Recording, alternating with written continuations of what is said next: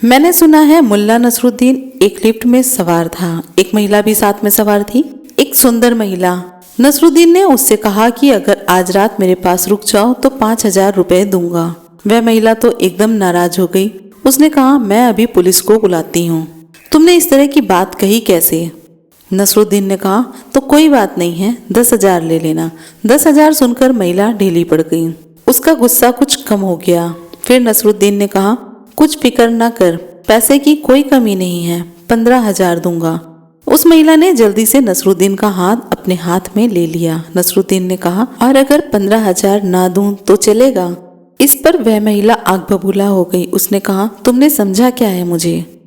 नसरुद्दीन बोला, वह तो मैं समझ गया, तू भी समझ गई, मैं भी समझ गया कि तू कौन है। अब तो मोल भाव करना है। 15,000 में राजी है। तू कौन है यह तो हम समझ गए। जब तू 15,000 में राजी हो गई है तो कौन है तू, इसमें अब कोई बाधा नहीं रही। तुम भी ख्याल करना, तुम्हारी नैतिकता, तुम्हारी भलाई की एक सीमा होती है। तुम चोरी शायद ना करो, 5 रुपए पड़े हैं, शायद तुम निकल जाओ साधु बनकर।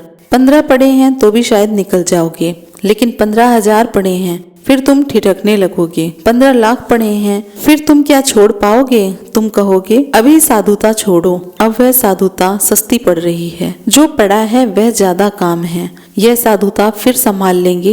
एक बार 15 लाख हाथ में आ जाएं तो साधुता को कभी भी संभाल लेंगे। मंदिर बनवा देंगे, दान करवा देंगे, साधु तो फिर हो जाएंगे। साधु होने में क्या रखा है?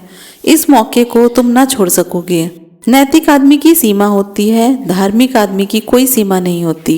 नैतिक आदमी के कारण से नैतिक होता है, धार्मिक आदमी सिर्फ होश के कारण नैतिक होता है और ध्यान के बिना होश नहीं। तो जिन्होंने प्रश्न पूछा है वह होंगे थोड़े नैतिक चिंतक होंगे, थोड़ा नीति का विचार करते होंगे, मगर धर्म का उन्हें कोई हिसाब नहीं, कोई ख्याल भी नहीं है। और नैतिक होने से कोई नैतिक नहीं होता, धार्मिक होने से वस्तुतः नैतिक होता है। नीति तो धोखा है, नीति तो झूठा सिक्का है, धर्म के नाम पर चलता है लेकिन असली नहीं है। मैं चाहता हूँ तुम जागो, होश से भरो। होश से भरते ही आदमी बुरा नहीं रह जाता, क्योंकि होश भरा आदमी बुरा हो ही नहीं सकता।